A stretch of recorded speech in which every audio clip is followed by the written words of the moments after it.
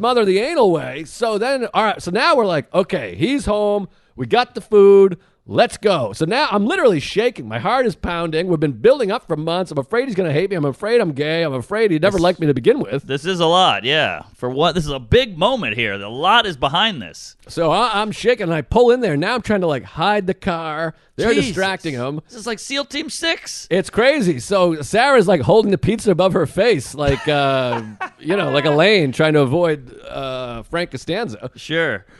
So we walk in. I could drop you like a bag of dirt. We ring the doorbell. He opens the door, and I go, pizza. Oh, that's great. So exciting, but I'm so nervous. I'm not even enjoying it. And right away, he goes into straight shock because we're all been like, he's going to cry. He's going to break down crying. Yeah. No cry. He just goes, what? Wow. And I'm like, we're here. Happy birthday. And then, like, his mom and wife and daughter all have, like, the camera going. And so now I just feel like a doofus because I'm like, I'm on camera. Yeah, can we get that on the Patreon? Maybe. I'll get some clips. That would be big. I'd love to see that non-reaction. So I go, happy birthday. And he really is, like, shocked. He's like, what? What? That was the whole reaction.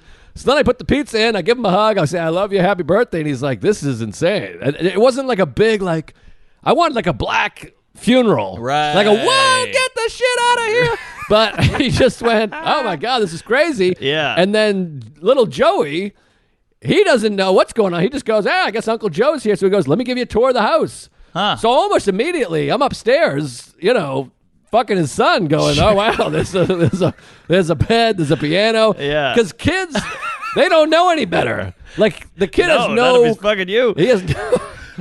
He has no concept of space. He doesn't know that we flew 6 hours and drove 7 hours. He's just like, I guess he's here. Right. Let me show you the house. So within like 30 seconds of being there, I'm like upstairs putting on socks and changing underwear. Sure. But Gotta get out of those wet panties.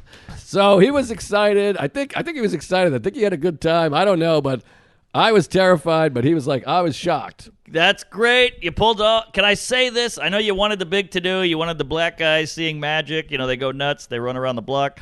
But I think that's how you know that's a genuine friend. He's a real friend. You got a real reaction there. He didn't fake it and go, whoa, like an orgasm with my girlfriend. It was just, hey, this is what's going on. You flew here? I like this reaction. I think it's more real. It was real. And also, he explained the next day we were talking. We have a relationship where, first of all, we talk all the time. So it's not like I haven't seen you in 3 years. We got to catch up. We talk a lot. And also, he's like, we just pick up. We're not those kind of, some friends you have that you're like, what have you been up to? Who are you fucking? What's your life? How are your parents? Yeah. We're more like, we're in the same town and you just scoop it right up and you pick up where you left off. So he was just kind of like, okay, great. That's a real pal there. You don't have to fake this, ovation or whatever you call that. Best pal. So it ended up being a great hang, and I got more stories, but I got to kick it over. But man, it was a relief to finally be there, to have the lies done with. And he also was like, "How did you get here? What is this?" Right. And, so it was quite thrilling, quite exciting. I'm gonna sneeze. I got allergies for the first time in my life. Sneeze it up there, sloppy jalopy. Let it out.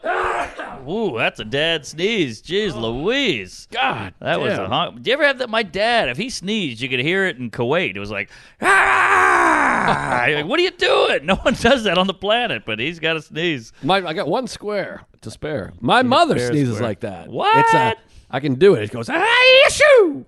That's how it goes. At least it's kind of feminine. At least it's a high pitch. My dad, it's like a roar. Rah! I hate it. That's how I just sneezed, I think. That's a what? That's how I just sneezed, I think. Yeah, you got a dad sneeze, but when your dad sneezes, you go, "Oh yeah, he's the alpha here. I'm not fucking with that guy." Well, I'm telling you right now. I mean, I've never had allergies my entire life, and evidently it's high in New York. This is one of the top 5 worst cities. I went to Seattle, had nothing out there, never had a problem.